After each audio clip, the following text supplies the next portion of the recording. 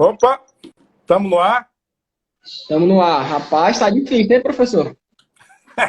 O Instagram tá correndo da gente, só pode. Mas é assim, é bom que assim eu aprendo. Eu nunca tinha entrado numa live do Instagram. Bom,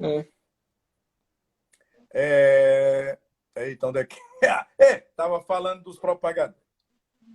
os Pois bem, então, propagadores. você pega essa série infinita, cheia de termos, é um monte de integral, né?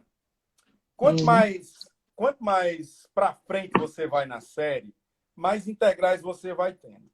É um negócio escamoso. A, a ideia do Feynman foi pegar cada integral dessa e transformar num gráfico, num diagrama. Para isso, ele precisou montar, e aí eu acho que era uma coisa da genialidade dele. Ele, no caso da eletrodinâmica quântica, ele só precisa de 3 elementos. Uhum. Ele precisa de uma linha, que o que é eletrodinâmica? A eletrodinâmica é a interação do elétron com o fóton. Só que o elétron, pela teoria de Dirac, tem o Uhum. É. pósito, o antielétron. Então, na verdade, a eletrodinâmica é uma interação entre o fóton e o par elétron-pósito. Né?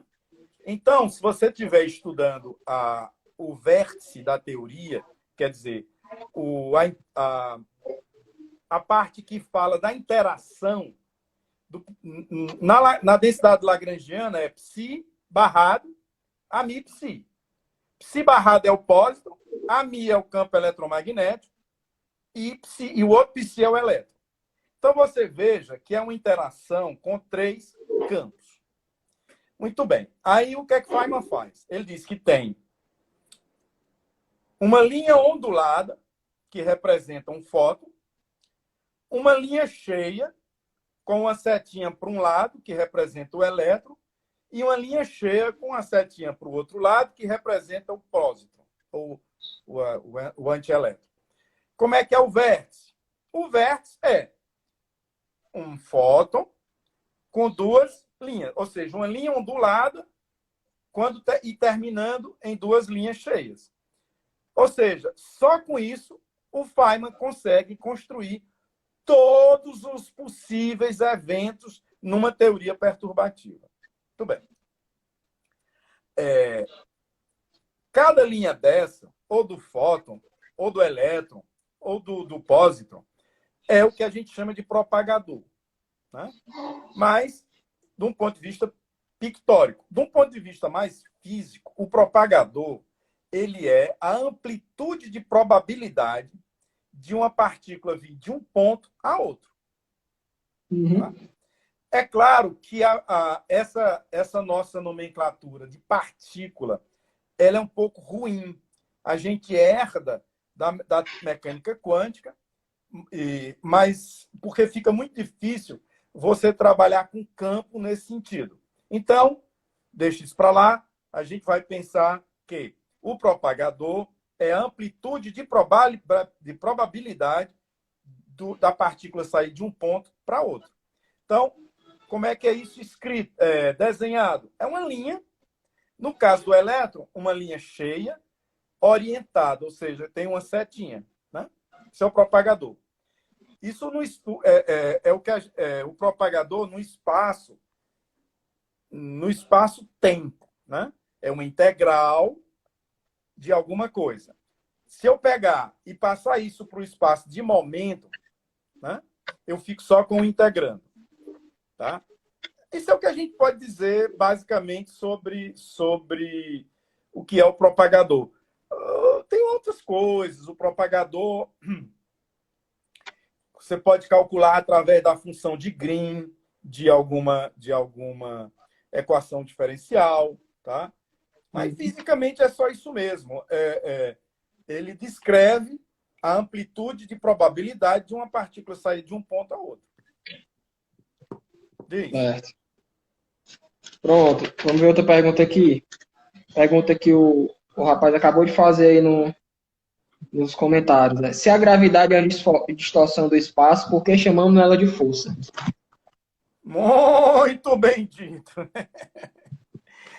Rigorosamente falando, não existe força gravitacional. O rapaz está coberto de razão. Se a gente for rigoroso, não existe força gravitacional. O que existe é a deformação do espaço-tempo que leva a que uma massa distorce o espaço-tempo e, com isso, cria caminhos, né, para as outras massas. Né? O problema é que a gente é tão... nós somos educados no colégio, na graduação, a falar força gravitacional. É tanto que quando o pessoal diz quais são as 4 forças fundamentais, força eletromagnética, fraca, forte e a gravitação.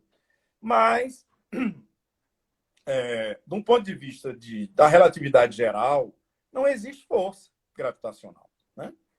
Então, toda vez que a gente diz isso, é um pouco de abuso. Né? Mas, por outro lado, ajuda na comunicação. Né? Porque, se você pensar, né? Porque, é claro, a mecânica clássica ela é uma... como é que a gente diz? Ela é uma aproximação da relatividade. A relatividade geral, se você tiver baixas energias, ela tem que voltar a virar Newton. Entende? Então, desse ponto de vista, a gente pode conservar um pouco a ideia de força. Mas, rigorosamente falando, não existe força gravitacional. Massa, professor. Professor, a pergunta agora dessa moça aqui, que eu não sei falar o nick dela, e para o senhor, em qual espaço a integral de caminho está, para F integral? No de Fock ou no de Hilbert?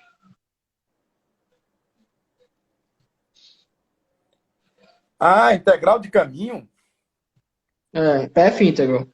Foi o que ela escreveu aqui, eu não conheço dessa área, eu não sei, tá, o que ela pergunta. Eu não estou entendendo exatamente o que ela quer dizer, mas a integral, o chamado formalismo de PF integral, ele é uma tremenda de uma abstração. Né? Eu gosto de dizer que é um artifício de cálculo.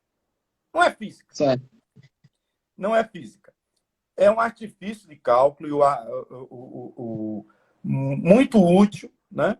Mas, por exemplo, quando você vai fazer a quantização de campos, você tem 2 maneiras. Uma, você quantiza canonicamente, que é a quantização que você usa normalmente na mecânica quântica. O que é quantizar canonicamente? Como é que você constrói a mecânica quântica? Você pode construir a mecânica quântica a partir... Aliás, eu já disse isso em outros lugares. É simplesmente dizer que a posição e o momento viram operadores e que esses 2 operadores não comutam. O comutador de Q com P é igual a IH cortado. Pronto. Na hora que eu imponho isso, eu construo a mecânica quântica. Eu posso fazer a mesma coisa para campos. E é aí que eu começo a fazer uma teoria quântica de campos. Tá? Essa é a quantização canônica. Né? E é a quantização que está mais próximo de alguma visão física das coisas. PF íntegro não tem nada disso. É uma coisa completamente chutada, mas brilhante. Né? Por que eu digo que é chutada? Porque tem uns postulados. O postulado básico é a soma sobre todas as histórias democraticamente possíveis. Para vocês terem uma ideia. É mais ou menos assim que ele diz, né? Porque você, na realidade, o que você faz é pegar todos os caminhos possíveis. É um pouco chutado mesmo, né? Mas é extraordinariamente eficiente, né? Você fazer uma conta, aí é o que eu digo. A quantização canônica é boa para a gente aprender. A quantização por PF íntegro é boa para a gente publicar. Né? Por quê? Porque as contas ficam extremamente mais fáceis. Tá? Beleza. Mas eu não entendi exatamente. O espaço de Hilbert Espaço de Hilbert é o espaço, né, aquela coisa dos vetores estados, etc. Né? Bom. O professor Maluf aqui falou, Folk igual ao produto direto de Hilbert. Oi? Acho que o professor Maluf falou que FOC é igual ao produto direto de Hilbert. Eu não manjo aqui. Mas, para mim, né, que estava com a dúvida, fica aí o comentário do professor. Tá. E o Maluf está assistindo? Tá, professor, mande um Rapaz, abraço aí Maluf, para tu não ele. tem mais nada para fazer, não, rapaz? Rapaz, vai fazer artigo. Não, é ótimo que ele esteja aí. Só que agora eu vou ter que estar no dele também, quando por acaso ele. Rapaz, fica o convite aí, professor Maluf. Muito bom, muito bom. Diz aí. Professor, tem mais uma pergunta aqui da Rayane, querida amiga Rayane. Das teorias atuais citadas hoje, qual poderíamos dizer que seja mais coerente na aplicação do universo, a que mais prevê os fenômenos já confirmados? Talvez ela esteja falando na parte da gravitação, né? Ou na parte da quantização da gravidade, né?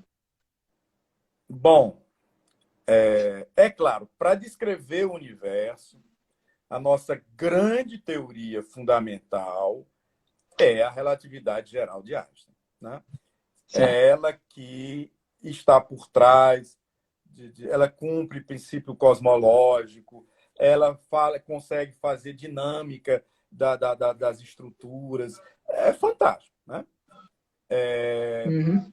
Então, para mim, essa é a teoria fundamental para se descrever o universo. Né? É claro, tem limitações, e são exatamente as limitações que a gente já discutiu aqui, como, por exemplo, construir uma gravitação quântica. Né?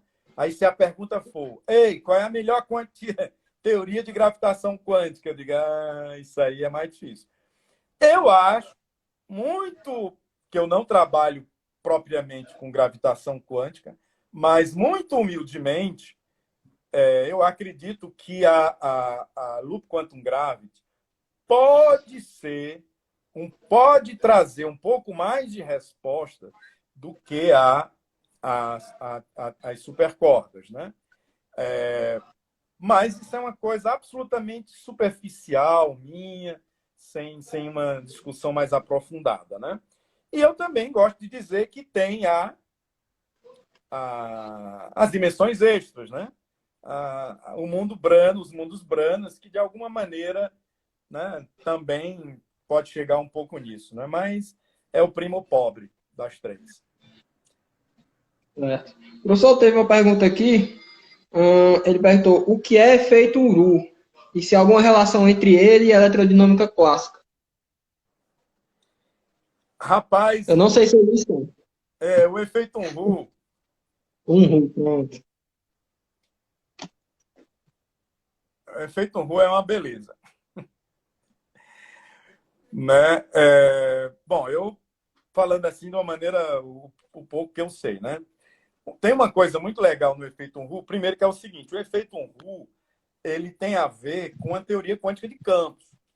Tem muita gente que acha que o efeito Unruh é com gravitação, né?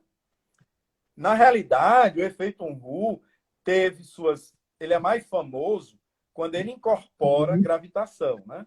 Mas ele surge, e ele é interessantíssimo, também na teoria quântica de campos.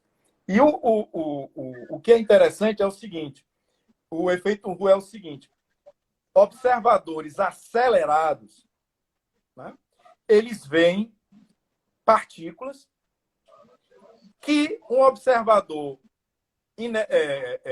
parado não vê. Essa é a base da história do efeito Unruh. E que tem consequências incríveis, né? Mas veja, qual é a ideia, né? Se você tiver acelerado, você tem uma termodinâmica, você tem radiação, você tem partículas, etc. Mas se tiver um cara um observador inercial, ele não vê nada disso. Né? Essa é o fundamento do efeito Unruh. É claro, então, a primeira coisa que se pensa é o seguinte: ah, que interessante. Se eu fizer isso na eletrodinâmica, não tem aquele negócio de que partícula carregada, a partícula carregada e acelerada emite ou não emite, todo aquele, né? E o efeito Unruh, meio que ele dá uma visão mais física para essa discussão da partícula carregada emitir ou não, né? Que, no fundo, você pensa assim, o observador acelerado, e que tem cargas elétricas lá, né? Ele interpreta a radiação da carga como sendo emissão e absorção de fótons de um banho térmico. Tá? Mas no referencial da carga, não tem nada acontecendo. Entendeu? Então, essa é uma das coisas mais legais que eu acho, do que eu me lembro, né? Do efeito Unruh em teoria de campos, é ajudar a gente a tentar entender essa história de carga acelerada não emite, né? Que é um dos... Porque era assim. Antigamente, carga acelerada emitia. Aí chega o pessoal que constrói o átomo de Bohr e etc, né? Aí qual é um dos postulados de Bohr? Carga acelerada não emite. Porque se emitisse, tem toda aquela história do átomo de Bohr, etc, das órbitas e tal. Aí pronto, isso é um postulado de Bohr. A carga é porque uma carga que está girando em torno de um núcleo, ela está acelerada. Se ela emitisse, os átomos desapareceriam, né? Então, um dos postulados de Bohr é esse, né? Então, uma coisa que eu acho legal do efeito Unruh é essa história dele dar um pouco de uma visão física, né? A essa ideia de carga acelerada, emite, não emite, etc. Né? Pode ser tudo uma questão de referencial, né? Por outro lado, quando você pega o efeito Unruh e coloca na gravitação, aí é que fica legal. Porque tem tudo a ver. Por isso é que todo mundo que fala de efeito Unruh fala logo de gravitação. Por quê? Porque isso está muito ligado à ideia de Hawking, né? De cargas que caem no campo de um, né? De um buraco negro e tal, né? Então, o efeito Unruh ele ajuda você tentar entender as emissões de radiação dos buracos negros, né? É isso. Então, aqui ainda no âmbito da TQC, professor, pediram para o professor explicar o tipo, no âmbito aqui da TQC, pediram para o professor explicar o tipo de espalhamento da teoria quântica de campos, por exemplo, o espalhamento fóton-fóton. O que é que o senhor teria para falar isso? Seguinte, isso é interessante. Ó. A grande aplicação da teoria quântica de campos, como eu já disse, é para estados livres. Né? Livres que eu digo assim, assintoticamente livres. Um feixe de partículas que vêm, eles são livres. Dois feixes vêm, são partículas livres. E interagem, colidem e saem livres de novo. Né? Esse processo de colisões é a coisa para onde a teoria de campo melhor se aplica. Né? É nas colisões. Né? É tanto que, na teoria de campos, a maneira de você tirar números para descrever natureza é através do negócio chamado matriz S. Você pega, faz o cálculo de amplitude, de probabilidade, e etc, etc, e constrói o que o pessoal chama de matriz S. Essa matriz S, ela compõe a chamada seção de choque. Seção de choque, porque até agora, porque quando a gente estuda teoria de campos, a gente trabalha muito com coisas fundamentais, que estão muito distantes, assim, de um número. Ei, me dá um número aí, para eu ir ali na esquina ver se dá certo. Tá? A gente trabalha muito distante disso. Mas tem um ramo das altas energias, que se chama fenomenologia de partículas, que quer saber, está lá no laboratório, lá no CERN, né? Lá no LHC, Ah, meu amigo, eu quero que você me dê um número aqui para eu ver se bate com o meu experimento, né? Quem faz essa transição de uma teoria de campos para uma fenomenologia de partículas é através da matriz S, né? É um cálculo complicado, mas leva à seção de choque. Aí o teórico dá um número, meu amigo, é o seguinte: se você pegar tal feixe de partícula com tal feixe de partícula e tal, você vai ter uma seção de choque assim. Pronto. Vai dar tanto. Aí o cara vai lá no laboratório e vê se é verdade, né? Então, a grande área da teoria de campos mais ligada ao experimento, né? Não é a nossa área, minha e do Maluf, né? A gente trabalha mais na coisa mais formal, etc. E tal. Mas é nessa área de espalhamento que está a melhor parte da teoria quântica de campos. É claro que ela também pode ser aplicada, não a teoria de campo em si, mas a mecânica quântica relativística pode ser aplicada para estados ligados. Que é um estado ligado? Um átomo. Né? Um elétron submetido ao campo coulombiano de um próton, formando um átomo. Isso é um estado ligado. Né? Não é preciso você usar a teoria de campos para isso, para estudar. Basta a mecânica quântica relativista. Mas voltando. Do ponto de vista, com relação à colisão fóton-fóton, né? A questão é a seguinte: do ponto de vista clássico, ou seja, maxwellianamente falando, do ponto de vista de Maxwell, do ponto de vista da eletrodinâmica clássica, não existe colisão fóton-fóton. Né? Você não consegue tirar isso de equações de Maxwell nem de nada. Né? Primeiro, não há, se você tiver no vácuo, você não tem cargas, não tem correntes, né? E você só tem fóton. Ora, mas fóton não tem carga elétrica. Então acabou. Eles não, em princípio, eles não interagiriam entre si. Então não tem como ter uma interação fóton-fóton na eletrodinâmica clássica. Só que, quando você pensa na eletrodinâmica quântica, você lembra, como eu já disse aqui outras vezes, né? Você pode ter processos em que você tem partículas virtuais. Então, por exemplo, um fóton se transforma em um par eletropósito e que depois esse par eletropósito volta a ser um fóton. Então, a gente pode ter interação fóton-fóton através da criação de um par elétron-pósito. Né? E isso só existe na teoria quântica de campos, né? Não na eletrodinâmica quântica. Não existe na eletrodinâmica clássica. Né? Então, bom, do ponto de vista conceitual, seria isso. Né? Você pode ter uma interação fóton-fóton dentro da eletrodinâmica quântica. Você tem uma quantidade enorme de processos, né? Mas aí, para dar detalhe disso, era preciso a gente entender melhor como é que constrói gráfico de Feynman, etc. Então, está tudo bem. Vai lá. Certo. Pessoal, pode ir mandando mais perguntas aí, viu? Deixa eu dar uma olhada aqui nos comentários, ver se eu deixei passar alguma.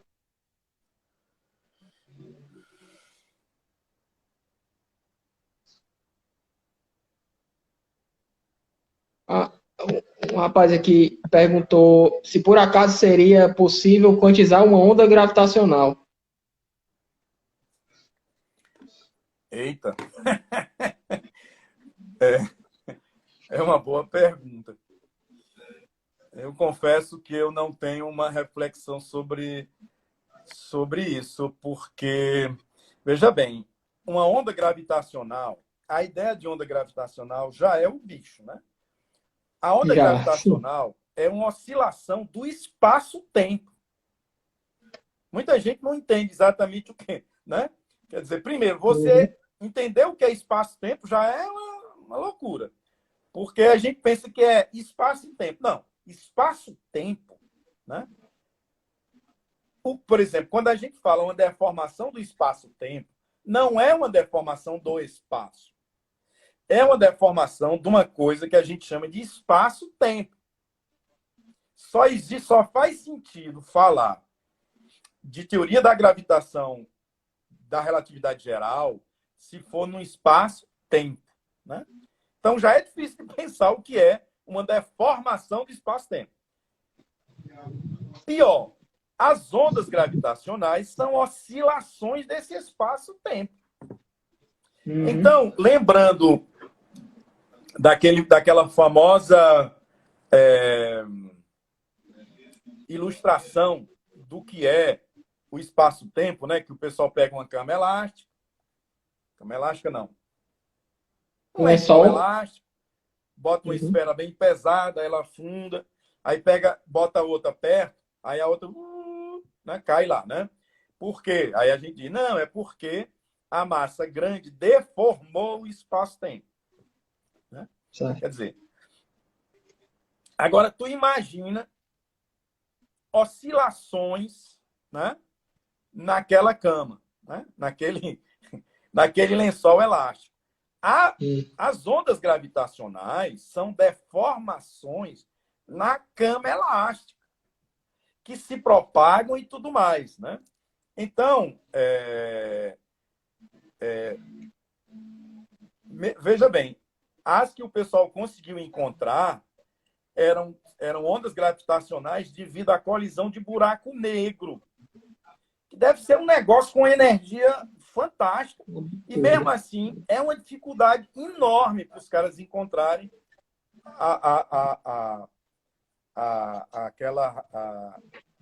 aquela oscilação, né? Aquela onda, onda gravitacional. Então, eu realmente não tenho alguma reflexão sobre se é possível quantizar isso. Eu acho, mas aí acho mesmo, né? Um achômetro barra, né? Que se o pessoal conseguir quantizar a gravidade de uma maneira, né? Talvez dê para fazer uma quantização de uma onda gravitacional. Agora, é importante também ver que essas coisas são diferentes, né? Quando a gente diz quantizar a onda gravitacional é um fenômeno clássico, né? Não tem nada quântico, não é porque é uma onda que é quântica, não. É um fenômeno clássico. Então, sim, eu acho, mas aí acho puramente, nunca li sobre isso, né? De que é discutível discutir o que seria a quantização de uma onda gravitacional. Peço desculpa, mas realmente eu não tenho nenhuma leitura ou reflexão sobre isso. As ondas gravitacionais, elas explicam muita coisa, né? Por exemplo, explica como é que o surfista prateado chegou na Terra, né? Coitadinho, rapaz, do surfista prateado. Tinha que obedecer ao Galactus. Ele tinha que salvar a Terra do Galactus, comedor de planetas, né? Ele era servidor do Galactus, cara. Ele era o anunciador de que o Galactus estava chegando. Diz. Ah, eu pensei que ele tinha vindo salvar a Terra do Galactus. Não, ele acaba salvando porque ele se insurge contra o seu senhor. É uma história muito bonita. Mas é outra coisa. Mas vamos lá, tem alguma outra coisa a mais? Professor, tem uma pergunta aqui do seu xará Carlos. De onde vem o potencial com quarta potência do campo na Lagrangiana de Higgs? Repetindo a pergunta, de onde vem o potencial com quarta potência do campo na Lagrangiana de Higgs? Rapaz, esse potencial é o que o pessoal chama de potencial lambda Φ4, né? Uhum. Esse potencial, como é que eu digo? Ele é importante para acontecer a chamada quebra espontânea de simetria. Rapaz, isso aí era outra live. Mas é o seguinte, se eu tentar resumir. A gente pode fazer depois outra aí. Vamos ver aí, se eu quiser sim. O fóton não tem massa. Certo. Então, e o que é o fóton? O fóton é o bóson que carrega a informação entre as fontes, né? Entre as cargas, por exemplo.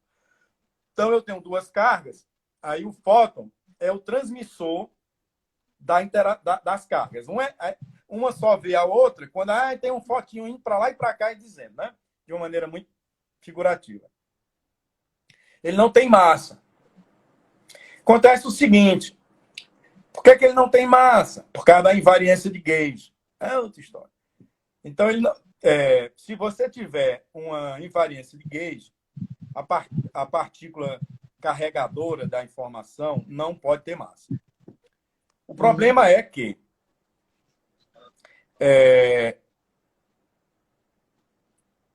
na teoria eletrofraca, os carregadores de informação, que não são mais o fóton, são outros, têm massa. E você tem uma teoria de gauge por trás. E aí? Né? Como é que você faz? É aí que vem o famoso mecanismo de Higgs, né? Onde o Higgs diz o seguinte, rapaz, o problema é o seguinte, a gente tem a invariância de gauge na Lagrangiana, mas a gente não precisa ter nos estados. Então, isso ter invariância de gauge na Lagrangiana inicial da teoria e não ter em nível dos estados é o que o pessoal chama quebra espontânea de simetria. Quando eles fazem isso, eles conseguem gerar massa para os campos de gauge da força eletrofraca. Isso é muito bem. Só que para fazer esse mecanismo, para fazer o mecanismo de Higgs, você precisa ter um campo, né? Você precisa ter um potencial do tipo lambda φ4, e desse potencial de onde vem o que a gente chama de bóson de Higgs, que ele vai ser responsável por gerar massa para as partículas. Tá? Então, aí a pergunta é, de onde é que vem o potencial lambda φ4? Não vem de lugar nenhum, você bota para ele dar certo. Né? Depois que você faz o mecanismo todo, aí você vê que tem uma razão física. Só que o povo passou, quanto? 40 anos? 40 anos esperando para comprovar a existência do bóson de Higgs e ninguém encontrava. Entende? Aí, em 2012, né? Acho que foi. O bóson de Higgs, os caras conseguiram encontrar o bóson de Higgs. Né? Então, o lambda, o campo bóson de Higgs, ele meio que tem a ver com esse potencial lambda φ4. Não diretamente, mas indiretamente. Muito bom, essa área é muito legal. Quebra espontânea de simetria, essas coisas são muito legais. Mas o bom mesmo é quando a gente tem um vício de fazer conta, rapaz, que fica difícil a gente explicar só na conversa. E aí, nós vamos terminar o quê? Às 10? Tem mais alguma coisa? Tem mais uns aqui, professor, mas se eu quiser, a gente pode parar por aqui. Se eu quer mais uma ou duas perguntas? Mais uma. Diga mais um aí. Certo. Vamos do o Bruno Santana aqui. A questão da renormalização da gravidade não ser possível aparece na gravidade livre ou quando interage com outros campos?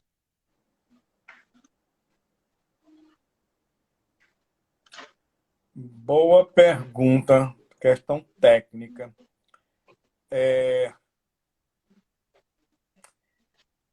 Olha, eu diria que é exatamente quando você tem interação, sabe? Mas esse é um ponto que eu deixo assim um pouquinho entre aspas, tá?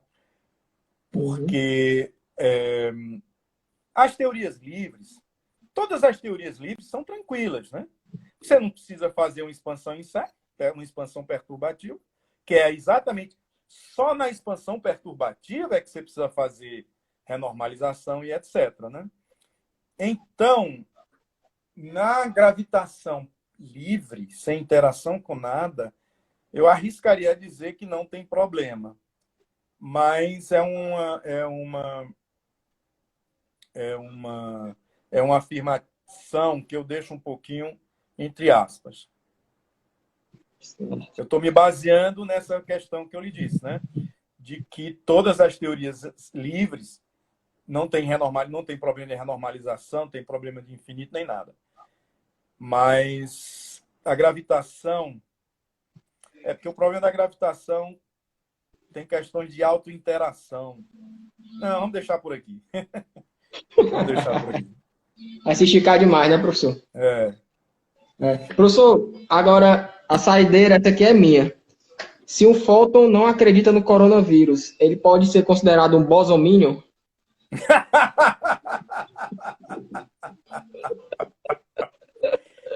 Essa é muito boa. É um bosomínio, né? É. Pode. Eu diria que sim, sem dúvida. Mas vamos acreditar e vamos ficar em casa, porque, especialmente nessas 2 próximas semanas, meu filho, o negócio tá ruim, viu? Tá difícil, tá preocupante. Vamos ficar em casa aí para ajudar as pessoas aí que tem problema. Fica em casa. Já já eu vou mandar umas coisas para vocês estudarem para quando a gente voltar. Tá bom, pessoal. Então eu já, de princípio, agradeço o convite do Diego, né? E do Ribamar, né? E é uma alegria enorme poder estar conversando com as pessoas, com vocês. Obrigado. Professor, muito obrigado, viu? Obrigado por ter espalhado a ciência para a gente e nossos seguidores aqui. Muito obrigado mesmo. Até mais, professor. Tchau.